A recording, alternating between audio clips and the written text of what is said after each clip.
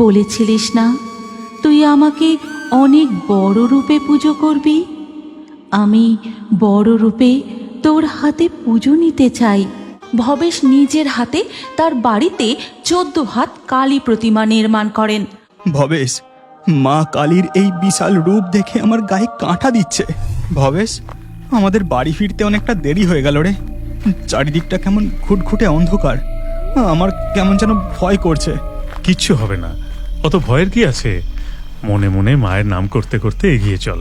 তোরা আর যাই বলিস, রাসের মেলায় রাধা কৃষ্ণের প্রতিমাগুলো কি বিশাল বিশাল আকারের। ভাঙা রাসের মেলা দেখে মন একেবারে জুড়িয়ে গেল। সামনের বছর আবার দেখতে আসবো, কেমন? সে না হয় আবার সামনের বছর আসবো, কিন্তু নৈহাটিতে আমাদের কালী পুজোয় এমন বড় কালী ঠাকুর বানালে কেমন হয়? বাহ, এটা তো বেশ ভালো প্রস্তাব। আর তুই হেভি বলেছিস। কালী পুজোয় এমন বড় প্রতিমা বানালে মন্দ হয় না। 4 বন্ধু গল্প করতে করতে জঙ্গলের মধ্যে শ্মশানের পথ ধরে নদীর ঘাটের দিকে যেতে থাকে। ঠিক তখনই এক ছাতিম গাছের ডালে এত রাতে এই পথে কারা যায়? বুকে মনে হয় একদম ভয় ডর নেই। যাই, বেটাগুলোকে ধরে মজা দেখায়। এই কথা বলে ডাইনি ছাতিম গাছ থেকে সোজা তাদের সামনে এসে পথ আটকে দাঁড়ায়। ওরে বাবা, এ যে এক ডাইনি!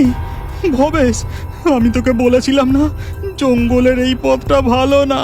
আমি অনেকক্ষণ থেকে এই ভয়টাই পাচ্ছিলাম। নিশুতি রাতে জঙ্গলের পথে গাছের ডালে ডালে শাকচুন্নি পেতনিরা জাগে। এই কথা বলে ডাইনি হাত বাড়িয়ে গদাইকে ধরে। ঠিক তখনই আর কোনো উপায় দেখতে না পেয়ে ভবেশ জোরে জোরে মা কালীর মন্ত্র জপ করতে থাকে। ওম সর্বমঙ্গল মঙ্গলে শিবে সর্বার্থ সাধিকে শরণ্যে ত্রম্বকে গৌরী নারায়ণী নমস্তুতে। চুপ কর তুই, আমি একে ছেড়ে দিচ্ছি, চলে যাচ্ছি এখান থেকে, চুপ কর। এই বলে সাথে সাথেই ডাইনি সেখান থেকে অদৃশ্য হয়ে চলে যায়। তারপর 4 বন্ধু আবার হাঁটতে শুরু করে। এই, আমাদের পিছনে নূপুরের শব্দ। আবার আমাদের কে পিছু নিল? খবরদার, কেউ পিছনে তাকাবি না, তোরা শুধু চুপচাপ হাঁটতে থাক। তারা কেউ পিছন ফিরে তাকায় না। দেখা যায় তাদের পিছু পিছু কে যেন নূপুর পায়ে হেঁটে চলেছে। এরপর তারা যখন হাঁটতে হাঁটতে নদীর ঘাটের কাছাকাছি পৌঁছায়, আরে, ওই নূপুরের শব্দটা তো আর পাওয়া যাচ্ছে না। 4 বন্ধু পিছনে তাকিয়ে দেখে যে সেখানে কেউ নেই, শুধু একটি জবা ফুল পড়ে আছে। তাদের দেখে মাঝি জিজ্ঞাসা করে, কি বাবুরা, এই নিশুতি রাতে তোমরা কোত্থেকে আসছ? কোথায় যাবে গো? ভাঙারাসের মেলা দেখে ফিরছি গো, নৈহাটি যাব। ওইদিকে জঙ্গলের পথটা তো ভালো নয় গো বাবু, পথে কোনো অসুবিধে হয়নি তো? যাকগে, আর তোমরা দেরি করো না, নৌকোয় চেপে বসো নৌকোয়। এরপর মাঝি নৌকা ছেড়ে দেয়। তারপর তারা মাঝিকে সমস্ত ঘটনা খুলে বলতে থাকে। সে আর কেউ নয় গো, মা তারা ছিল। মা তারাই তোমাদের রক্ষা করেছে। জয় মা তারা, জয় মা তারা। এরপর কেটে যায় প্রায় 1 বছর। এমনই একদিন সকালবেলা এক চায়ের দোকানে 4 বন্ধু বসে কালী পুজোর পরিকল্পনা করতে থাকে। ভবেশ, কালী পুজো আর বেশি দিন নেই রে। আমাদের এবার কাজ শুরু করতে হবে। শুরু তো করব, কিন্তু এবারে কাছে যে বেশি টাকা পয়সা নেই রে। কি করে কি হবে কি জানি। ভবেশ, ওসব তুই চিন্তা করিস না, সব হয়ে যাবে।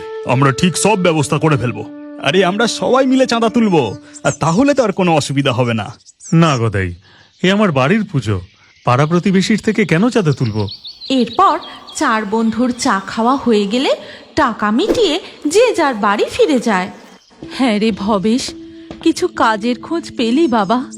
সামনে যে কালী পুজো, কিভাবে যে মায়ের পুজো হবে কি জানি।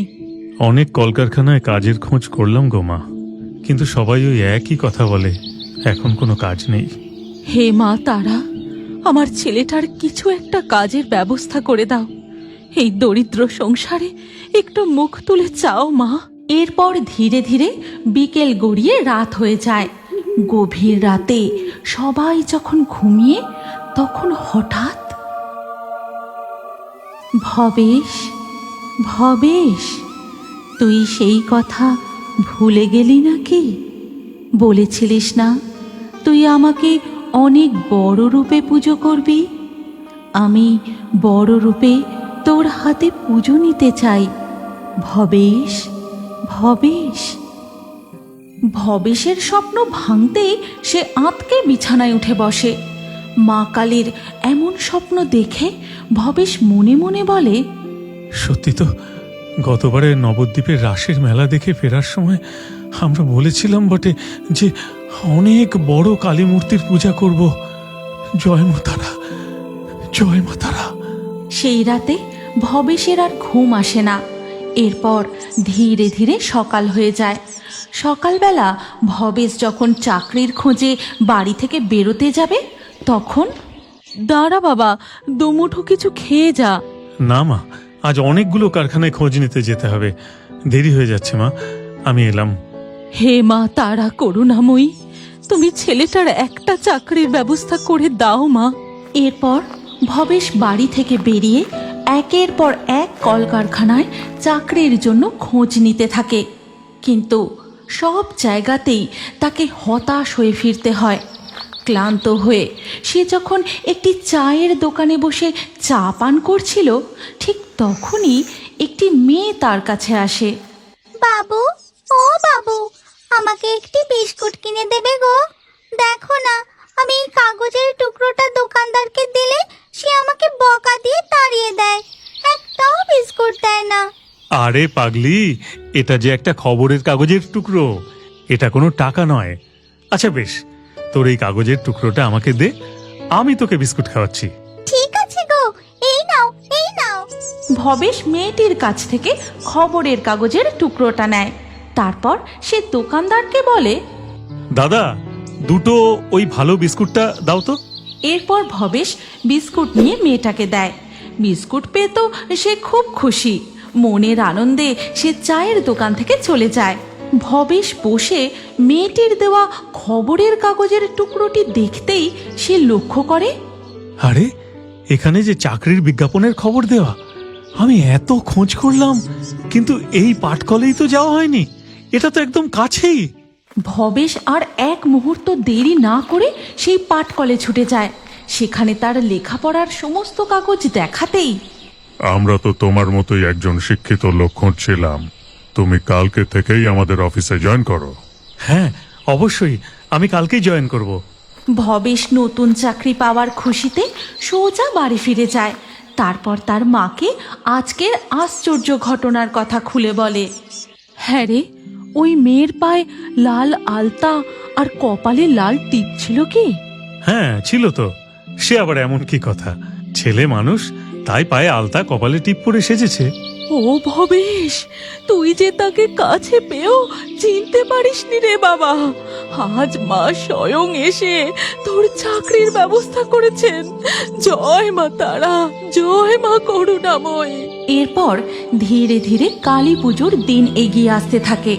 মা কালীর স্বপ্নাদেশ মতো ভবেশ নিজের হাতে তার বাড়িতে 14 হাত কালী প্রতিমা নির্মাণ করেন। ভবেশের বন্ধুরাও তাকে হাতে হাতে সাহায্য করে। ভবেশ, মা কালীর এই বিশাল রূপ দেখে আমার গায়ে কাঁটা দিচ্ছে। পদ্মের ন্যায় তার চোখ। ডান দিকের উপরের হস্ত দিয়ে মা আশীর্বাদ করছেন, তার নিচের হস্তে মা জল ভরা সন্দেশ ধারণ করেছেন। বাম দিকের উপরের হস্তে ধারণ করেছেন তার খাঁড়া, আর নিচের হস্তে ধারণ করেছেন পাপিষ্ঠের মস্তক। এরপর ভবেশ মা কালীর পূজা শুরু করেন।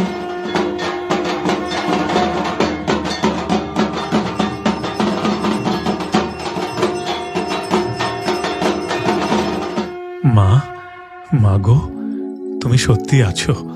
এই অভাগার যেভাবে তুমি কর্মের ব্যবস্থা করে দিয়েছ, সেইভাবে তুমি সকলের কল্যাণ করো গো মা।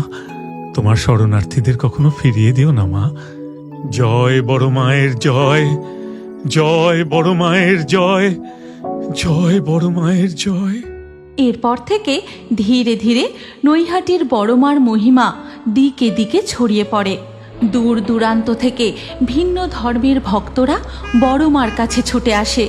তাই ভবেশ চক্রবর্তীর পরিবারের বড় মায়ের পূজাকে সর্বসাধারণের জন্য উন্মুক্ত করা হয়, যেন তিনি সকল ভক্তের মা। তাই তো বড় মা কখনো কাউকে খালি হাতে ফিরিয়ে দেন না। বড় মা খুবই জাগ্রত। শোনা যায় এমনই কালী পুজোর আগের দিন গভীর রাতে ছমছম নুপুরের শব্দ করে লাল পাড় সাদা শাড়ি পরা কে যেন গঙ্গার ঘাটের দিকে চলে যায়। তোমরা যদি নৈহাটির বড়মার এমনই আরও অলৌকিক ঘটনার কার্টুন দেখতে চাও, তাহলে কমেন্টে নেক্সট পার্ট অবশ্যই লিখো। আর এই ভিডিওটিও তোমার প্রিয়জন ও পরিবারের সাথে অবশ্যই শেয়ার করে পাঠিয়ে দিও। এই গল্পের পরবর্তী পর্ব যদি তোমরা দেখতে চাও, তাহলে কমেন্টে নেক্সট পার্ট অবশ্যই লেখো। আর আমাদের ফেয়ারি টুনস বাংলা ফেসবুক পেজটি এক্ষুনি ফলো করে নাও। এই গল্পটি ভালো লাগলে লাইক দিয়ে শেয়ার করে দাও।